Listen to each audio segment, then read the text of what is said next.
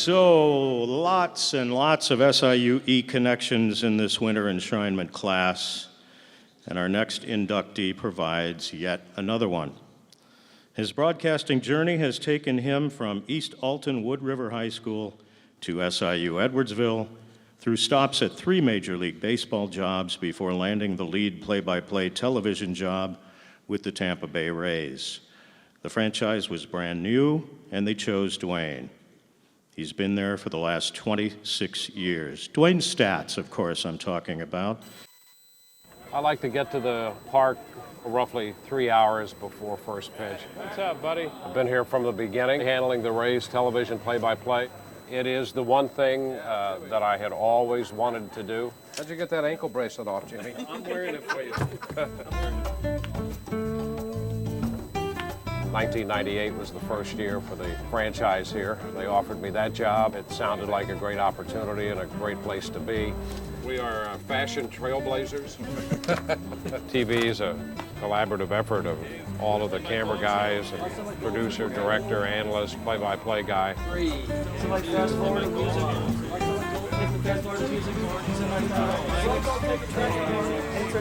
again, everybody. Welcome to an evening of Rays baseball. I believe that was from a Clearwater, Florida promotional video that we found on YouTube. And along the way, he called games for the Cubs and got the chance to channel the late, great Harry Caray at a game a few years back when the Rays were in Chicago. All right, with the spirit of Harry, we're going to sing this song, and we're going to sing it loud. All right, fans, a 1, a 2, a 3. Take me out to the ball game. Take me out to the crowd. Buy me some peanuts and... You know how the rest of it goes. And Dewayne was not in the choir at SIU-Edwardsville. There's much more about his career in the bio written by Dewayne's SIUE contemporary Steve Porter in tonight's program. And having been an SIUE classmate and broadcasting partner of Dewayne at our campus station back in the early 70s, we all knew that he was the holder of the talent and drive to be one of the best in the baseball broadcasting business, and of course, he's proven us right. He will certainly be in the Baseball Hall of Fame one day. He's already in the SIUE Alumni Hall of Fame and the Athletics Hall of Fame. So with your applause, please help me welcome Dewayne Staats into the St. Louis Sports Hall of Fame.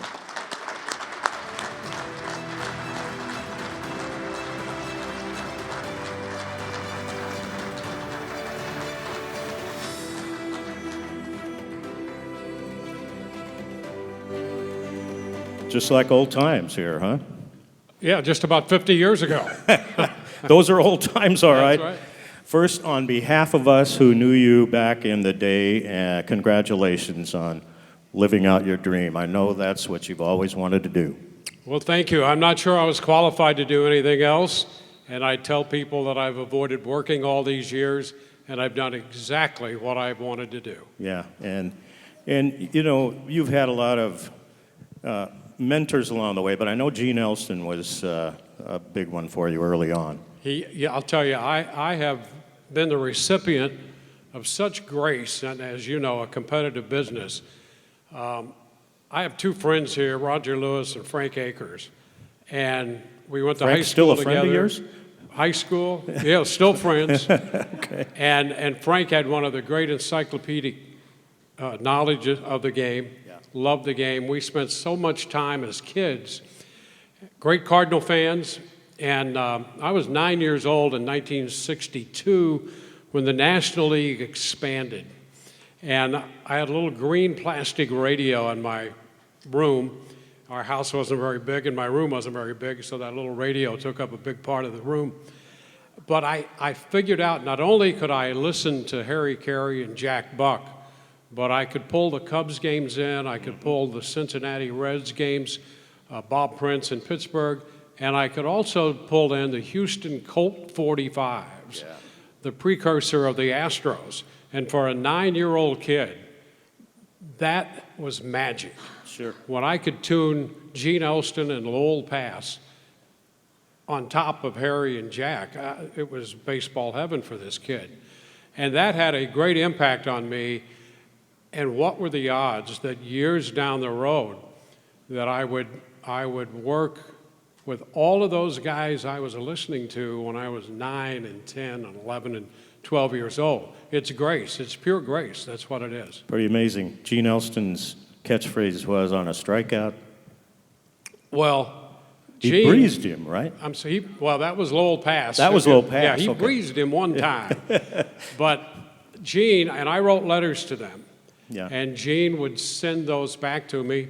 And I thought, this is a good deal. So I wrote Harry Caray a letter when he was with the Cardinals. Yeah. And he returned the favor as well.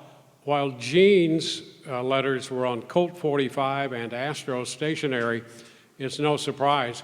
Harry's response came on Busch Bavarian beer letterhead.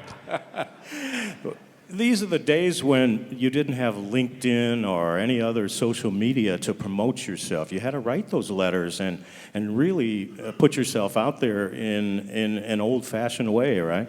Yeah, and they were all gracious enough to give me advice. You've got to get experience. You've got to go to the minor leagues. We were fortunate, all of us, you, me, Frank, all of us, to have SIU-Edwardsville here. And the year we started, they put their student station on the air. Right. Well, if we weren't in the classroom, and frequently maybe we weren't, we were at the radio station. Yeah. And that was the greatest opportunity that I think any of us I could tell have everybody had. that the OJT that we got at the radio station was far more valuable than the classroom stuff. Sorry about that, guys, at SIU, but that's kind of how I felt about it in the day. Take a look at this photo we're going to put up here and see what you think about that. Oh, well, I see a fine young man in the cap who's sitting right next to me. That's my treasured Stag Yeah. baseball cap there. I mean, you're sitting to my left. Now you're sitting to my right. You're Yeah. handsome on both profiles. So Give me that's a good. break. You And- probably remember what game we were doing that day. Well, I mean, that was right out at the ballpark right Roy Lee here. Field. Yeah, Or, at well, Roy Lee it is Field. now. And Al Barnes was there. Yeah. He was the great SID and Yeah. and helped us along. I'll tell you, Roy, and you did a great job of honoring Roy Lee. We were all young broadcasters, and he was so wonderful. Mm-hmm. And Frank and I took the southern trip with them on the bus, and Roy would talk with us, and he said, look, if you guys get a pro job, because the manager might not be as affable as I am. He would take us kind of under his wing and Yeah. talk with us about his philosophy and the team and all that. And so he helped prepare us as well. No question. You got 4 Hall of Famers there. You, me, Porter, and Al Barnes is in which Hall of Fame, Steve? Granite City Hall of Fame.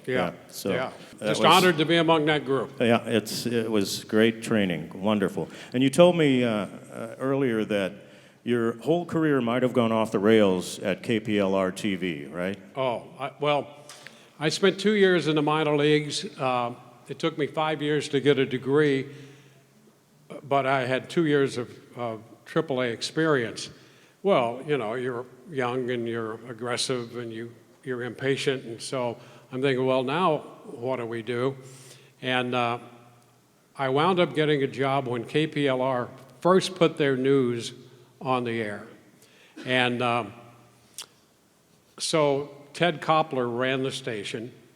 Of course, they carried the blues. And here I am, this young guy. He was, in my way, he was the guy who hired me. So Ted thought it would have been a good idea, and as we all knew, KPLR carried the blues. They simulcast the blues with the great Dan Kelly, one of the greatest of all time. Well, Ted thought it was a good idea that his new sports guy should broadcast the blues on KPLR. Well, I'm only 22 years old. I'm going, I don't think this is a good idea. I mean, my career was going to be over before it started. Fortunately, sounder minds prevailed there, and so I got to do some soccer stars in the North American Soccer League. But by avoiding that, I think it saved my career, because the great Dan Kelly, nobody was going to replace him.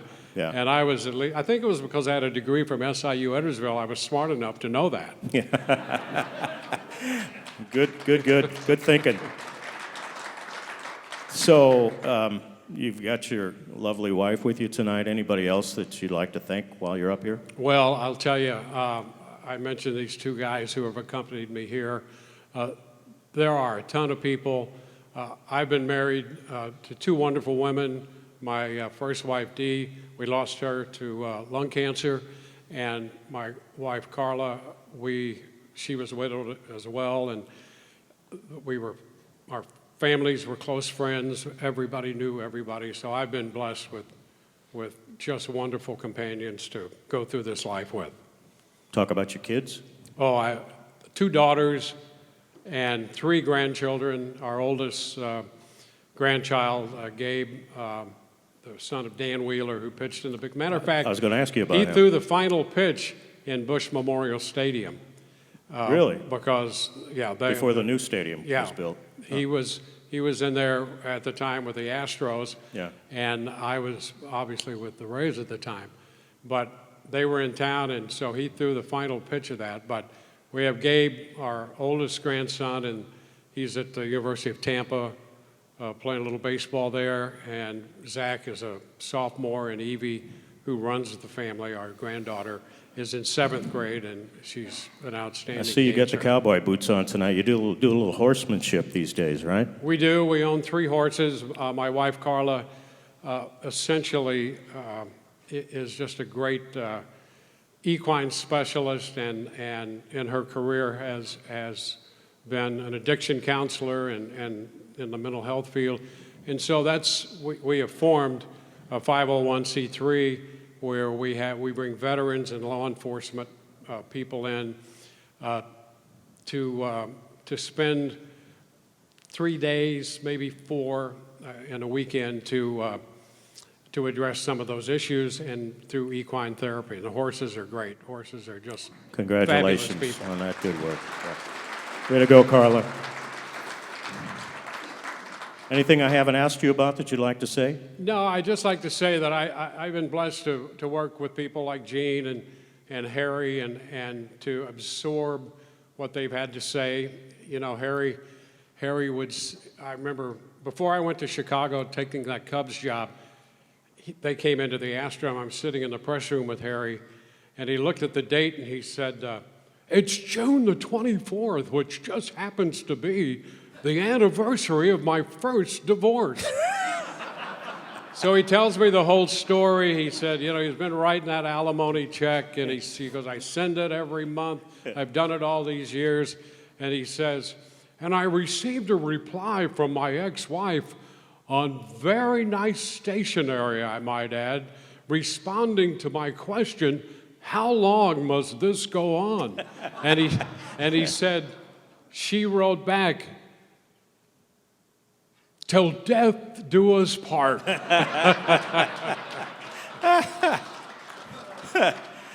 You know, Barb and I were on vacation in Florida a number of years ago when our boys were small. And a Cubs game was on what was then the superstation, WGN. And Mark Grudzielanek was playing second base. And Harry, of course, had a famous way of butchering names like that. And I'm in the hotel room and watching the game, and "Here comes Mark Grudzielanek," you know, and I just fell off off the table. But thanks for this, and thanks for flying in for this and receiving this honor from our Hall of Fame. Ladies and gentlemen, Dewayne Staats, our new member of the St. Louis Sports Hall of Fame. Thank you so much.